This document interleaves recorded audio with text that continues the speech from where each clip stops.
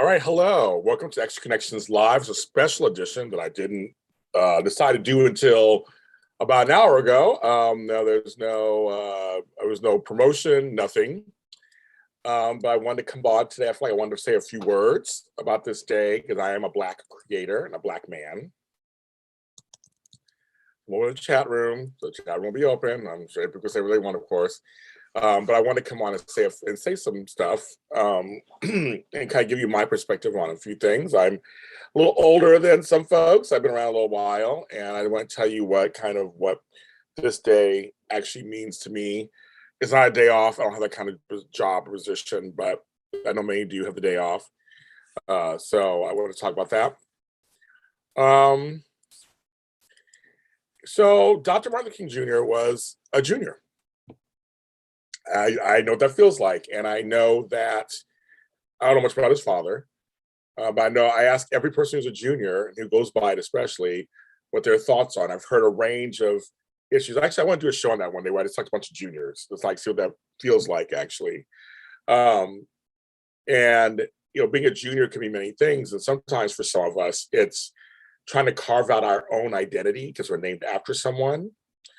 And anybody who's interested, someone kind of knows this on some level. It must be someone of importance in the family or in the community. My father is very important in certain communities that I was in, so I knew that James Lott Jr. I was going to have to step it up on some level and to make my own way through. And I think I've done that. I'm very proud of myself. I think I've done that. Also, which is very interesting, I went to the King Center years ago in Atlanta. I'm drinking out of the cup today. And I started thinking about him and what this means to me. I'm a Black man, clearly. I've been a Black man for the last 53 years. Well, I've been a Black boy, Black baby. Yes, my DNA and makeup is more than that. And obviously, I have other stuff. But the world view and the view in the US and how I've been treated the most is through my Black presentation. And I'm okay with that. I know that. The fact that I'm sitting here talking to you on my own network that I get to own on a platform and get to say whatever I want on this platform, I owe all to those who fought in the civil rights movement. I was born during the civil rights movement in the 60s. So for me, that's a feat right there. Then in the 70s, I was part of desegregation at one point, and then integration. The 80s, I came of age, and I know what discrimination is like for being Black. In the 90s, I dealt with the job market and jobs being told that I can't advance because of my Blackness or get the title because of my Blackness. I know it sounds completely ridiculous, right? You still even, you're like, really? And I look at it and I'm like, that wasn't that long ago. I mean, it really wasn't. All that stuff wasn't. My lifetime isn't that long ago. I joke and say I'm old. I'm in my 50s. But in the scheme of the world universe, it's not. It's a blip. And in my lifetime, I have seen changes from just that.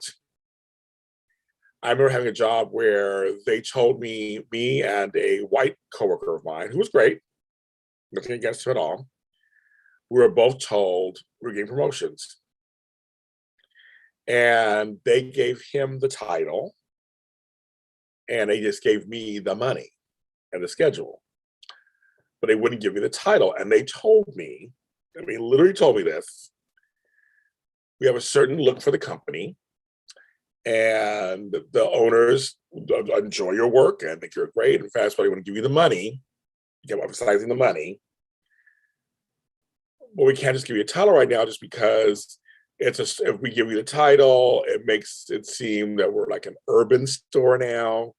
And we want to be, our appearance is broad, our appeal is broad. It's nothing against you personally, because we love you and we think you're a great worker. But when you say but, that's all that cuts off everything you said just before that. But we want to give you the title, we'll give you the schedule, and you have the reference, so to speak. And I said, no, I want the title. Now, at that time, I had 3 jobs. So I had the luxury of saying that, and if they let me go, I had 2 other jobs to fall back on. At least I got another job. I know a lot of folks didn't have that choice. And there were other choices pre that I couldn't have said that. But I had to take what I got. Literally, just I take it. And I think of my grandmothers, and my one grandmother who came from Louisiana with 5 boys, and she worked cleaning jobs and janitor jobs. And my other grandmother came out here to take care of her mother, and she worked as a clerk for the city. I'm sure they had to endure so much just at home, on the street, at the jobs. Again, I was growing up with them doing this. It wasn't like before I was born. It was during the time I was alive. Dr. Martin Luther King Jr., and I always say doctor, make sure I get the doctor in there, because a lot of people just don't say the doctor part. I mean, I want that just said because it's very important. As a person who has a doctorate also, I know how that feels. We have to show reverence for those who came before us. So my thoughts are, you never forget your ancestry. You never forget who's done for you to lead you this way. They have done things that I haven't, that I have to go through because they went through it for me. I've done things that others have to go through because I went through it. But there's also that stuff where the same stuff's going on. That part hurts my soul. When I see the same stuff going on 30 years later or 40 years after I was marching and trying to get things changed, that is the same stuff going on. I work in several fields that are predominantly white and white-leaning. In the organizing world, I've met online in an email one other Black male organizer. That was years ago. I don't even know if he's still organizing. I don't remember his name. I tried connecting with him. He didn't really connect with me.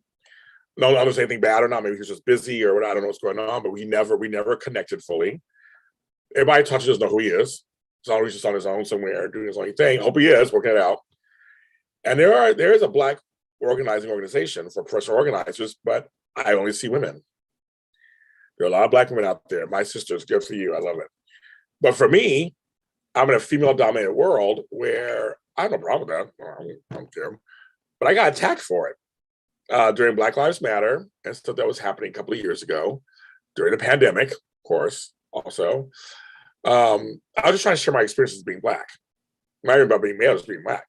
And I'm thinking, well, if I share my experiences being Black, it goes across the board and it goes across gender. It's just any Black person in business would relate to me or could relate to me. And there were women who were mad at me just because I was a man talking in the group. And I wanted to say, but am I saying stuff that's out of turn? Am I saying something that's not really working? Am I saying something that's a lie? No, I knew the answer. I wasn't. But because I was a man, they were like, screw you. Now she go, really? Really?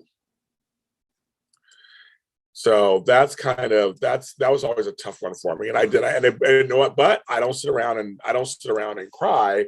I put together a series, it was like 6-7 episodes of it, that was very popular, called The Professional Organizing Man in the Organizing Industry. You can see it on YouTube. I talk on this channel, I talk about different ways of what it's like to be a man, was it to be a Black man, was it to be a big man? I talk about stuff on it. And it was very popular from women who told me, thank you, James, for sharing your perspective. I felt I was trying to be silenced in several groups. I left certain groups on Facebook. I did a talk with somebody I thought was my friend that I really have cut her out of my life. I don't really like what she did. She edited our talk after it had been live. So I don't think that was right. And I got to see the true nature of certain people. When I was younger, I would be told, I don't think of you as Black James. And I was like, well, what does that mean? I don't think of you as Black. I don't think of you as Black. I was like, what does that really mean? If you think of me as Black and it's a bad thing, then yeah, I don't want you to think of me that way. But if you think of me, I want you to think of me as Black in the sense that it's not bad. No, you're gonna call me Black James or try to talk to me. But why not see the color? There's nothing wrong with seeing someone who's Asian or someone who's French or someone who's indigenous or someone who's Latina. Like, so it's okay to see it. Like, who cares if you see it? But I don't think it's one of those things where it should be, I'm colorblind. I don't want you to be colorblind. That doesn't absolve you of everything. It doesn't make you any better. I used to think it did. And so I learned, like, no, that's not it. Just be you, see me for me, and we'll be okay. I understand folks who don't like difference. I understand psychology behind stuff. I'm just saying in general, I like that my friends, that my followers, I see some in the room right now here watching, are different. The different orientations, they're different genders, they're different sizes and shapes and ages and backgrounds. I love it. JLJ Media stands for diversity. We sit for diversity. We lay down for diversity. My co-hosts, my actors, I'm very proud of the diverse nature of all of them. I have people, like I said, from indigenous to Black, Latino, white, older, younger. I employ a bunch of people who just have a goal in common, which is to do good work, be nice to each other, network. To me, it is the content of your character, as DrMLKJr was talking about. We don't do egos. We don't do anything crazy. It's about you and I connecting on some level that's positive and going with that. To me, that seems fine to me. I don't know what that's the problem. But I also understand we have so much more to go. We're not nearly done. And people have asked me who are non-Black, how come you're just not angry all the time? And I know I have friends who are angry all the time. And I don't want to be that person. But I am angry about things. And I express them in various ways. I do songs, books, audio dramas, shows like this, talk it out. But I don't want to be this angry person who's always just angry. Don't want to do that. And I understand that for many people, they live in areas, this is going to be any race, so they might be white race, any race, they live in a place where it's mostly them. You live in an area where all you see is people like you, who think like you do, look like you, act like you on some level. That's what you get. So anybody who comes in who's different, that's a little scary. It's not wrong. It's not bad, but it's scary. And when you have no reason to ever think anything different, that's scary too. When someone challenges your thinking. If you've just never had to think about it. I have friends and cousins and people who were around all white folks or all Black folks and just never had to think about what it was like to encounter a person of a different race or discrimination. All they did was their neighborhood. There were no Black folks in it. They saw them on TV, but it was no big deal to them. And so they don't think there's a problem when they get confronted with something in person in real life, where something infiltrates their area. That's kind of like, oh, then you're forced to kind of think outside the thinking. And that's something that's very interesting to me also. And films, you're correct. Yeah, you just corrected that. It's for me, I'm sitting on the sidelines. I'm also in it. I am both. I'm watching the younger generation really put this to the test.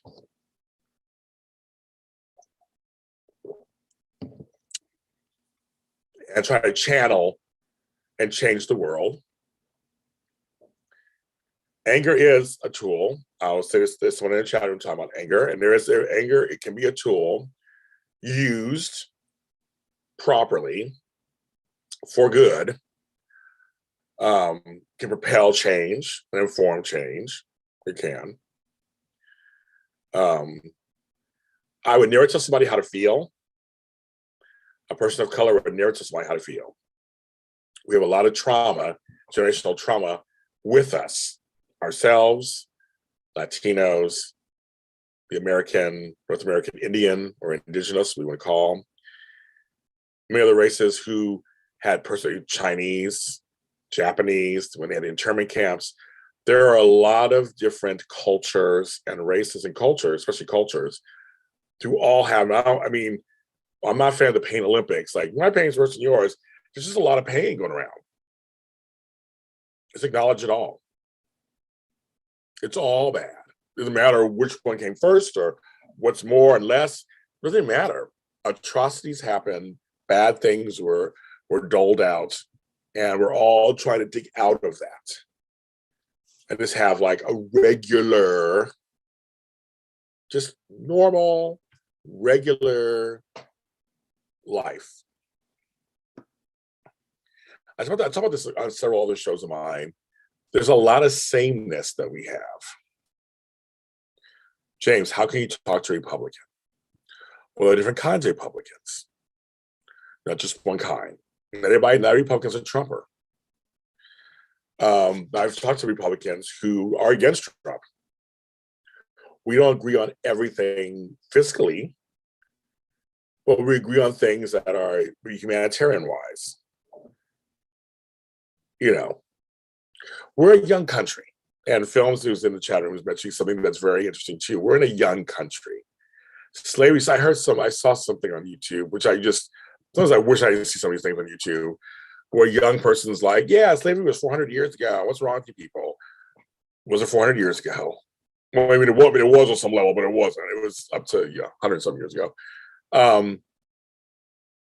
But people are so it's a word. Slavery is an ugly word.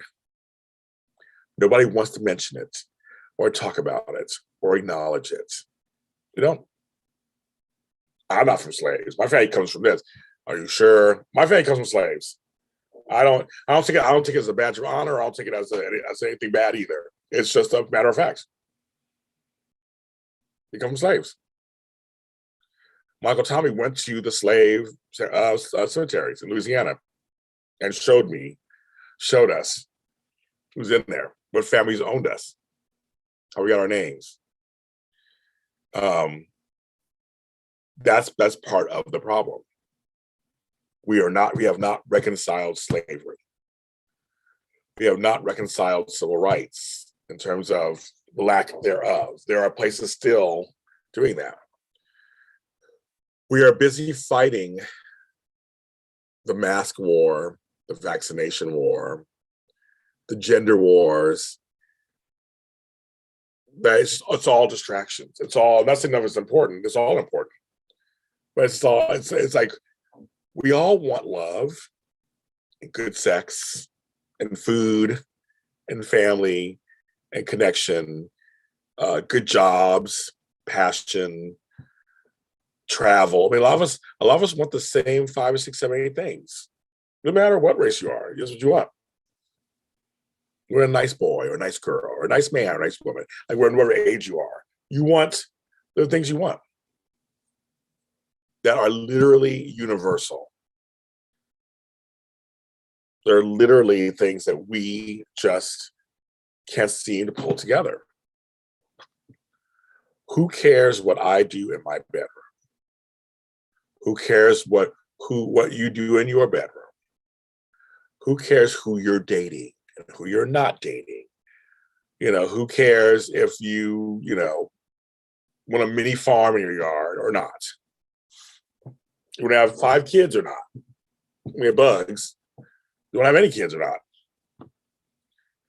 Where it's funny, we're in people's lives for the wrong reasons, but not together for the right. I know some marginalized groups are asking, literally asking. I'm watching shows and things. They're asking, where is our community? Where is it? I know the LGBTQIA plus community is thinking that. I know some Black communities are thinking that. Where are our Black leaders? Who's going to unite us together? And I always wonder, is that the answer? Thank you, Adam. And you are too, Adam. You are MLK's dream also. I don't take for granted any day. I say I carry my ancestors on my shoulders all the time. And it's not heavy. I say it all the time. They're my wings. They keep me afloat. I say this to my fellow Black men and women. We don't have the luxury of giving up. We don't have the luxury of giving in.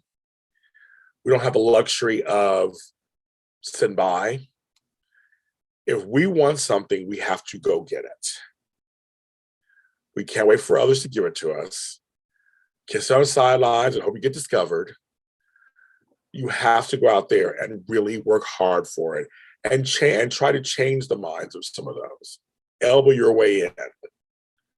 No one says it's easy or anything. I've been doing this part. I've been in the industry business 15 years. And I started in my 40s. That's a whole other story about ageism too. Is another story too. But I started from scratch. And one of the things that I've done along the way is I've collected people. I'll say, and I'm kind of being funny when I say I've collected people along the way as part of my community. I'm trying to create the world that I want to see within the world that I want to see. I have networked with great folks. And to me, those who don't be bothered, I get it. I'm not going to pressure you or fight you. Those who don't agree with me, totally understand that also. I'm looking to be aligned with like-minded people who want just, equal lives. Not special treatment, just equal treatment. I have some great shows. I have some great books. I have some great music.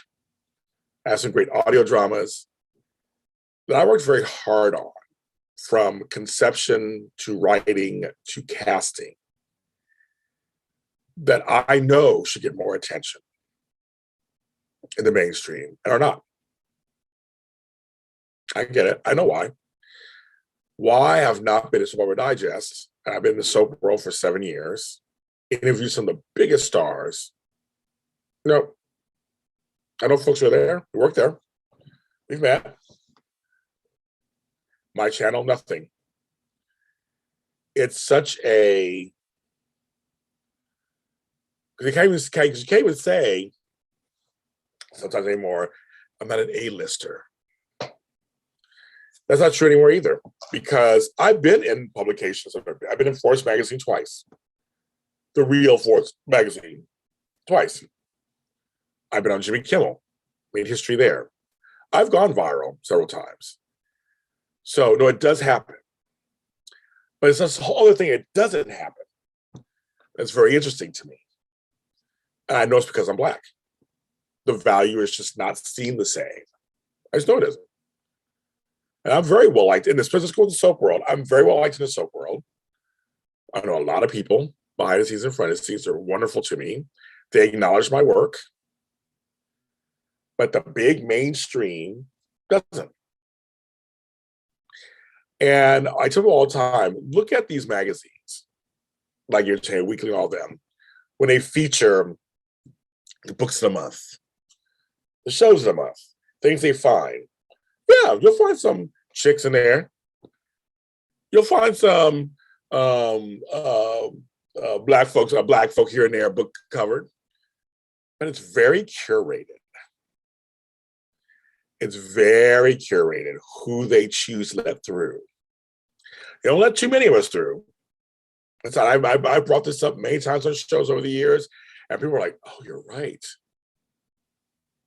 Why is it, no shade to him because he works hard, but why is Kevin Hart the go-to Black comedian actor? Before that, it was someone else. Before that, it was Martin Lawrence. Before that, it was Eddie Murphy. Chris Tucker was in there somewhere. They always let through one, maybe two, through the cracks. Think about that for a second. And really pump them up, give them all these movies, and then they die down, bring somebody else. Why can't it be 50 of us coming through and have the same kind of success? Because literally, all I probably need is a write-up in those medications. Let's say medications, publications, whatever I was saying. That's kind of, now if people tell me, who cares if they get you or not? Well, my life has gone on. I'm not in there. I'm mentioning in just terms of the psychology of this, that I do the same work as my white counterparts, and I don't get a blurb. It's more from mentioning. Yeah, I'm upset about it a little bit. Yeah, I'm salty about it. I have no problem with that. But no, my life has gone on. And what opportunities I get. And I get the whole, well, who cares about what they think? It's not about what they think. I'm just saying it's very interesting because of how I look that I'm not getting certain press. And it does hurt a little bit. But I keep pushing through because that's just how James Lott Jr. is. I'll just do that. And again, I don't have the luxury to boo-hoo. I have the luxury to cry and go, screw all that, I'm not doing it anymore. I understand the responsibility that I have. There are folks who have started podcasts and audio dramas because of me. They've told me. They watched me do it. And so they decided to do it themselves. And I love mentoring young Black or queer or Latina or queer or Latino. And I love mentoring younger people and help them get some of their dreams come true. That's my job. I feel as one of the elders, so to speak, that's my job. That's the village. And I know how fortunate I am in many ways of the things I do have. But again, I work very hard.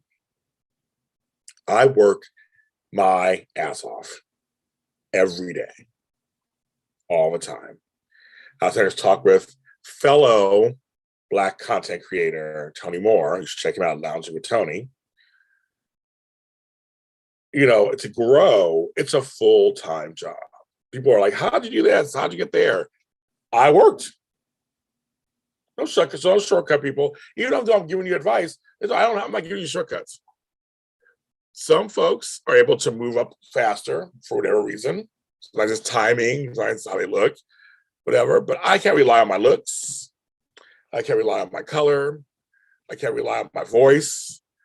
All these things you think that would just be like pluses. I just have to rely on my hard work and just getting out there day after day, night after night, putting out content. Now, there's times when I feel like, is there any reason, does anybody give a shit about what I'm doing? You don't give a shit. I think that sometimes I go, God, I'm so tired. I'm doing all this stuff. And I got 5 views here and 10 be like, oh my God, what's going on? And then someone tells me that interview you did with so-and-so changed my whole life. Here's the difference. Look, I see the result. So it's not about quantity. It's about quality.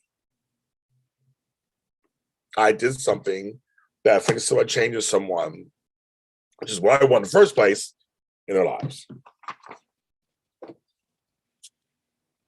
I mean, you can't get better than that. You can't. It's completely